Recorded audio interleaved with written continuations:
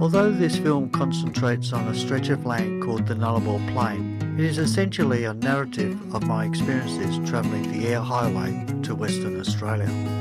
Between 1973 and 1990, I have traversed the Nullarbor no less than 8 times, each time with a different travelling companion. In the early 70s, the road was dirt. I found it amazing that a major connecting road from the east to the west of a country the size of Australia should have a road that was so badly maintained. In 1974, Leslie and I were making our way west. About 50 kilometres before the Nullarbor Roadhouse, the sealed road deteriorated. After the roadhouse, the atrocious sealed road turned into an atrocious dirt road. Because of recent windstorms and heavy rain, there was very little sand on the road. For the next 300 odd kilometres, the surface consisted of large rocks and huge potholes, so I was able to use every part of the track to avoid the worst of the potholes. One family had more serious problems. We stopped to see if we could help and discovered they had a broken gearbox. I was to take 3 of the children, and the rest of the family were going to squeeze into the other Tirana. The father said he had no need for the spare fuel he had on board and offered it to us. The children got into my car and we were just about to leave when the parents decided at the last moment that the family would stay with the car instead. About 50 kilometres short of the next service station, the front right-hand tyre went flat. I'd been having trouble with that tyre slowly losing air for some time, so it was no surprise. It was not easy getting the jack underneath the body of the car to raise it. I walked around the back to get the spare and the car slipped off the jack. The only damage was a dented wheel rim. With the wheel change we were soon on our way. I hardly noticed the out of balance wheel on the dirt and it didn't take long to reach Eyre Tanks. Eyre Tanks is pretty much in the middle of nowhere. I went to the station mechanic and asked if I could use his air compressor. I was a bit taken back by his response. "Have you paid for any petrol?"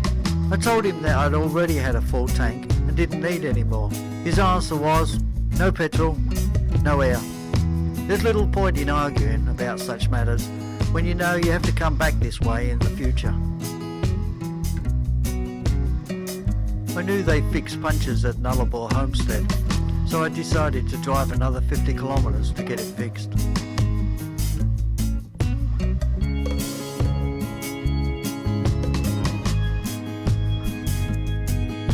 Once the tyre was repaired, we were back on the road heading towards the border of Western Australia.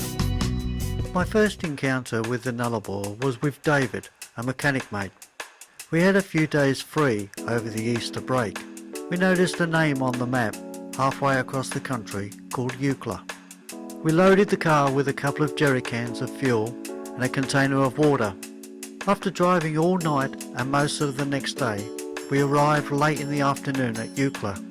A quick check of our watches indicated we had done the trip, which was close to 2,000 kilometres, in just under 24 hours.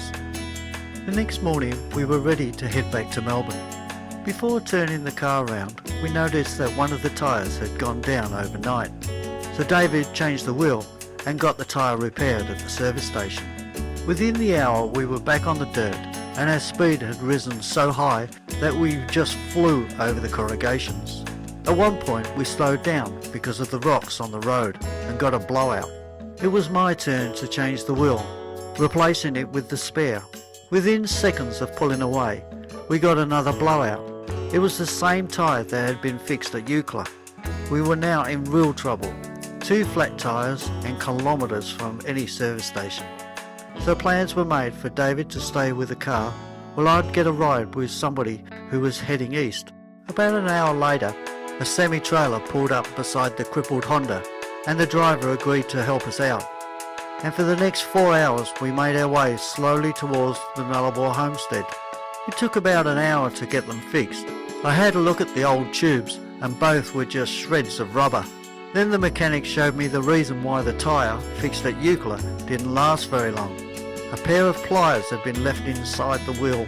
It took another 4 hours before I met up with David again, who was by this time very concerned about my long absence.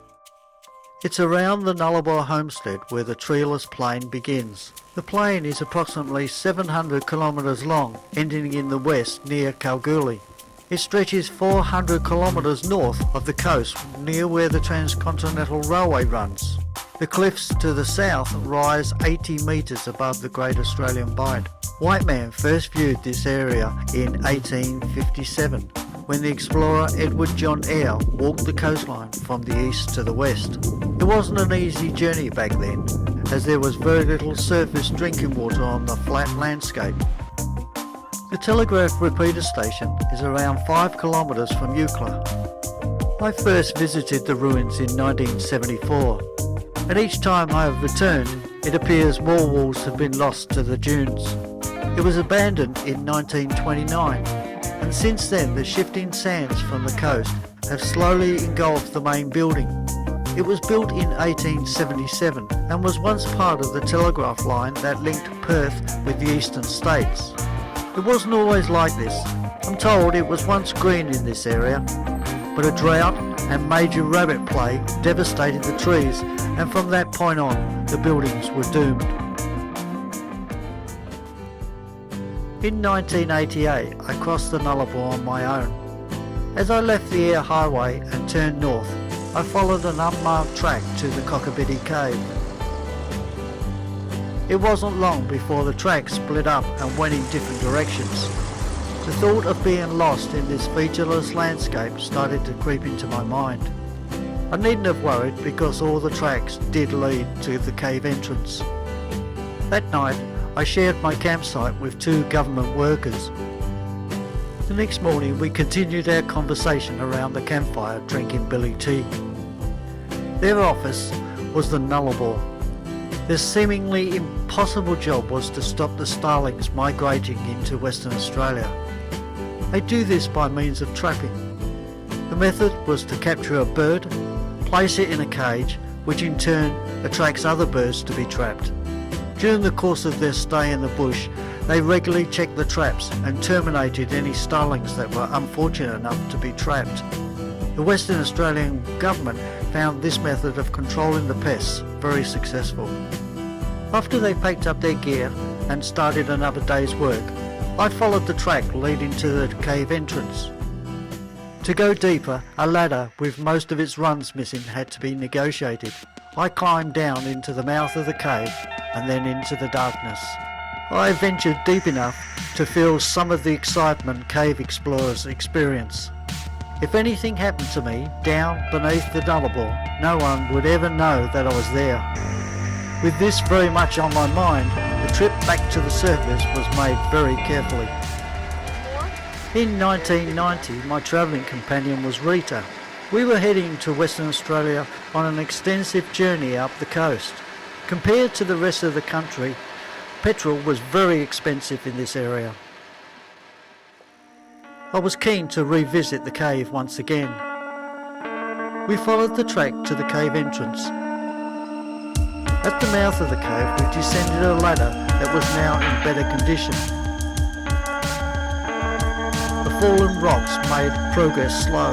The cave is 100 metres below the surface of the Nullarbor and is one of a huge network of subterranean limestone caverns. Deeper and deeper we went until, looking around in the gloom, the cave walls could be seen.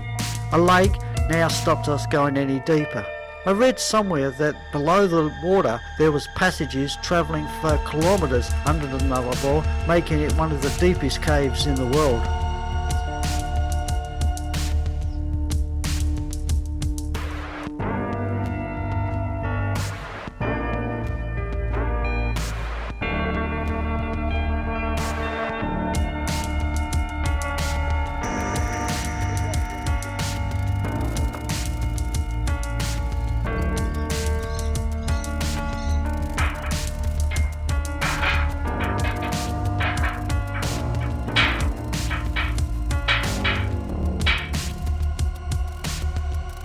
During my 1988 trip, when I arrived at Cocklebiddy service station, I noticed a plane parked out the back. We were soon flying low over the scrub and headed towards the Great Australian Bight. As we crossed over the cliffs, I could see how the sea was continually eroding the Australian mainland. Our flight plan took us along the Baxter Cliffs, which are part of the longest unbroken cliff line in the world. These cliffs were named after John Baxter, a member of the Edward John Eyre expedition. Baxter died of his wounds inflicted on him by one of 3 Aboriginals that were guiding them across their flat landscape. I was now travelling the longest straight stretch of sealed highway in the world, just short of 160 kilometres without a bend. Another record that can be added to the tally of world records the Nullarbor holds. It's from here I continued my journey further into Western Australia.